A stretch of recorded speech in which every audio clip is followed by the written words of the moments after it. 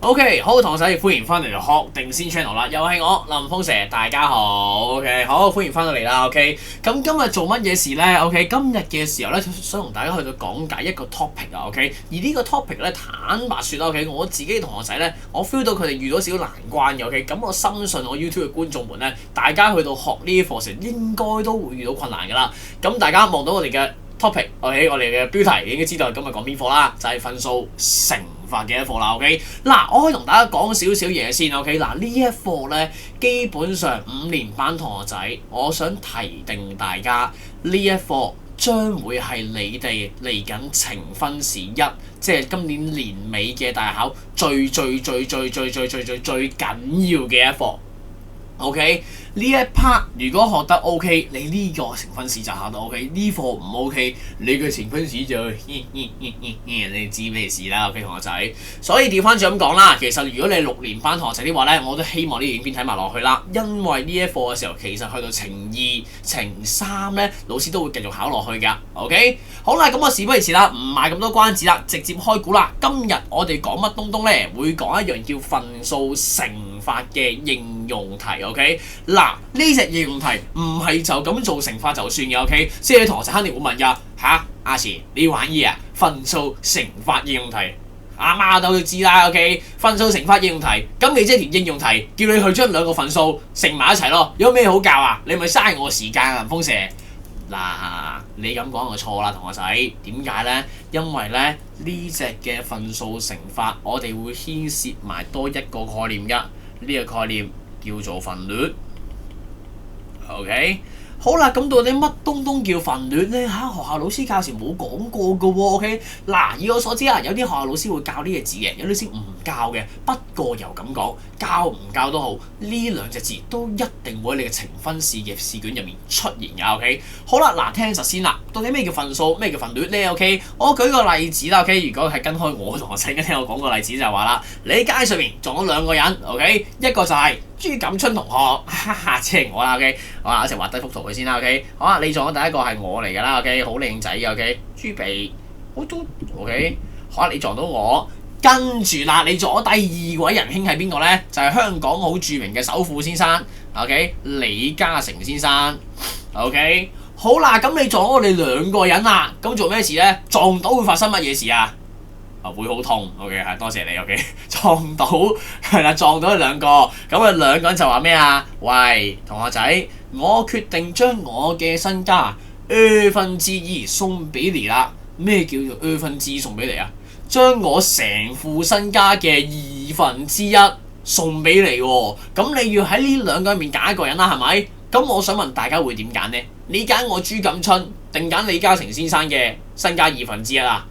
唔使諗啦，一定揀邊個啊？揀阿李嘉誠先生啦，係咪啊？人哋李嘉誠係香港首富喎，至有錢嗰個點會揀你啊？朱錦春同學 ，OK， 但結果唔好意思，喺我哋呢個平行時空入面咧，阿李嘉誠先生啱啱破咗產，OK， 佢成副身家得翻1個2毫半。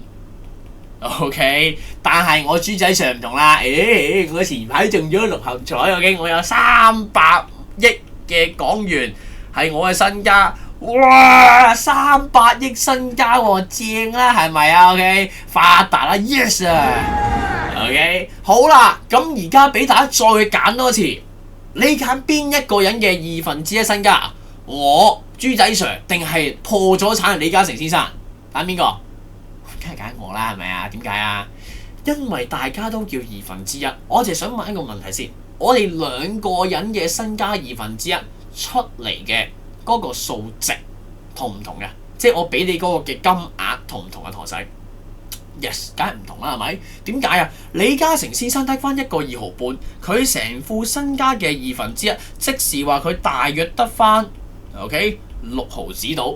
但係我朱錦春同學，我嘅1/2身家，我帶出嚟會有150億到。個金額同唔同啊？唔好話同唔同啊，完全唔似樣啦，就水蛇春咁遠啦，係咪啊？喂，你一個得6毫子，一個成150億喎，點解會咁樣嘅？大家唔係都叫1/2嘅咩？OK， 好啦，變翻林峰蛇先啦，就係因為呢個原因，呢個份數先會顯得佢咁特別。嗱，呢嚿嘢我哋就叫做份率啦。咩叫份率啊？其實份率咧，同學仔你可以理解成為作為一個叫做比例啊，得一個比例啦。1/2係咩意思啊？即係話我身家嘅一半啦。其實1/2可以解作一半咁解嘅。所以300億嘅一半同埋1個2毫半嘅一半同唔同啊？咁梗係唔會同啦。所以我哋考試嘅時候，老師就最中意出呢一隻嘅份率去陰大家。我哋如果齋同你講1/2、1/3、1/4咁樣，你唔會知道佢實情係幾多啊 ？OK， 我要佢知道真正佢背後所代表住嘅嗰個數字係幾多嘅時候，我就唯有做一個動作，就係乘以佢嘅總數，同學仔。OK， 我會將300億去乘以1/2。我會將1個2毫半乘以1/2，我從而去計算得到原來朱錦春同學嘅身家一半係叫150億，原來破咗產嘅李嘉誠先生係叫做得返6毫子身家。OK， 所以同學仔，我哋揾個白紙抄低佢一啲筆記啦。我哋個公式名就會叫做總數乘份率等於一個叫實數。咩叫實數啊？即是話我將佢所謂嘅份率去轉翻做一個我哋睇得明嘅數字啊。OK， 即係例如話，喂，我食咗4/15公斤，4/15啦，咁即係食咗幾多公斤嘅白米啊？我哋知唔知啊？唔知。我哋話去到攞咗1/2身家，咁我即係知唔知攞幾多錢啊？你唔知啊？你唯一做嘢就係話要去到乘翻佢嘅總數。所以你每一次去到計呢題目嘅時候啦，你一見到份率，你就幫我揾翻佢入面自己所代表住嘅總數係幾多，明唔明白？乘翻佢就可以變身。OK， 好啦，我當大家 OK 先啦，先嚟望望今日嘅第一條例子。一袋5公斤嘅白米，食咗4/15，即係話食咗幾多公斤呢？同學仔望住啦，我點知係咪份率啊？最簡單一樣嘢，呢嚿就係份率啦。點解啊？因為佢冇單位，寫低佢 no 單位。OK， 大家可以咁樣去理解啦。通常冇單位嘅份數，我哋就會叫份率。嗱，調翻轉咁講啊，佢有機會有單位㗎，講明先。佢有機會有單位，但係冇單位嘅就大機會係份率㗎啦，得唔得 ？OK， 冇單位就大機會份率㗎啦。OK， 好，再嚟。人哋話乜嘢呢？食咗4/15喎，咁我點知你咩叫4/15啊？米即係幾多公斤啊？哦，原來你一袋米有幾多公斤㗎？哦，有5公斤嘅。你喺5公斤入面食咗4/15。咩叫食4/15？其實喺你3年班嘅時候，你有學過一樣嘢㗎。我哋當初唔識做份數乘法，但其實老師有考過呢個 concept 㗎。你嗰陣時會做啲咩呢？你會做將呢個數字 ，OK， 5。去到除分母乘分子，你舊時其實學過呢個概念㗎，即係簡單啲嚟講啦，你將5公斤嘅米分開15份，然後你攞走4份，得唔得？呢個就叫4/15。不過而家大個仔大個女啦，我哋會用翻上面嘅呢一個方法，直接去做一個份數乘法咁解，得唔得？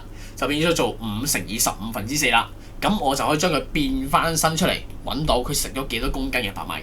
OK， 好啦，第二條例子啦。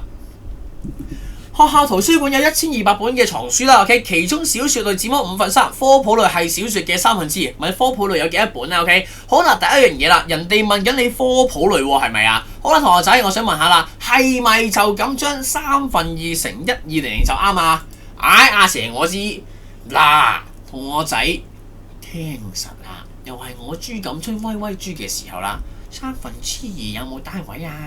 冇單位啊嘛。好啦，咁即係份率咯。咁啊，揾翻總數，總數咪1200本咯。咁咪1200乘以3/3咯。呢個答案一定啱。如果唔啱嘅話，我就翻火星耕田啊！計錯數啊！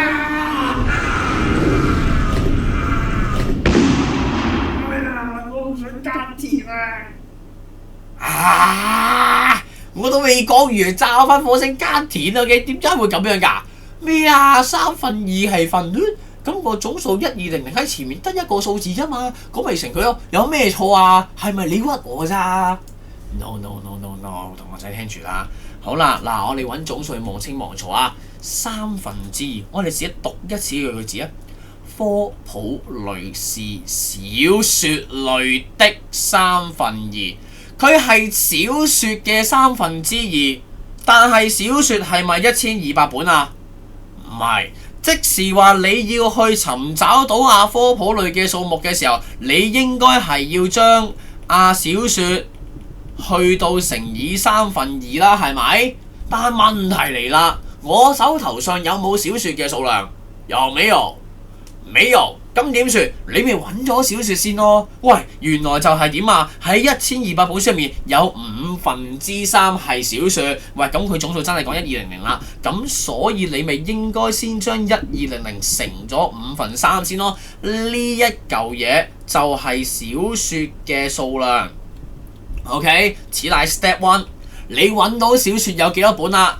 跟住呢嚿嘢係一個總數嚟㗎，新嘅總數係科普類嘅總數，佢入面攞走2/3，你就計算得到科普有幾多。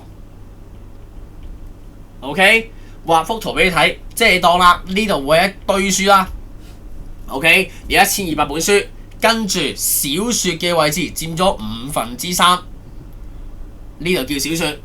OK， 然後我喺黃色嘅呢堆小說入面嘅2/3 ，OK， 會係科普類嘅小說，所以我係揾緊黃色入面嘅藍色部分，我分咗2個 step 去處理。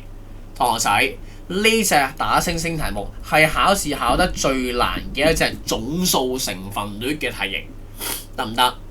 就係話我哋不斷去轉換緊嘅總數，你要揾嗰樣嘅總數係冇唔俾你，你要先做一次總數成分率 ，and 你再攞呢個答案去做總數成分率。而呢一隻題型其實基本上我會發現係好多人都會教大家，就話呢隻叫份數連乘法。其實喺數理上嚟講，連乘係 OK 嘅，但係喺個 concept 上嚟講，佢並唔係連乘。因為佢其實係2個意思，佢2個 step 嚟嘅，同學仔。你第一步應該係解緊呢個叫小說嘅數量，第二步你係將小說嘅數量去到乘翻2/3，你先知道科普類到底有幾多本書。OK， 係2個概念嚟嘅。咁當然啦，你問我Sir 計嘅時候分開2 part 計，咁梗係唔使啦，弱揀一次都弱晒佢就 OK 啦。但你個腦袋要夠靈光，你要知道佢背後原來代表住係有咁嘅意思。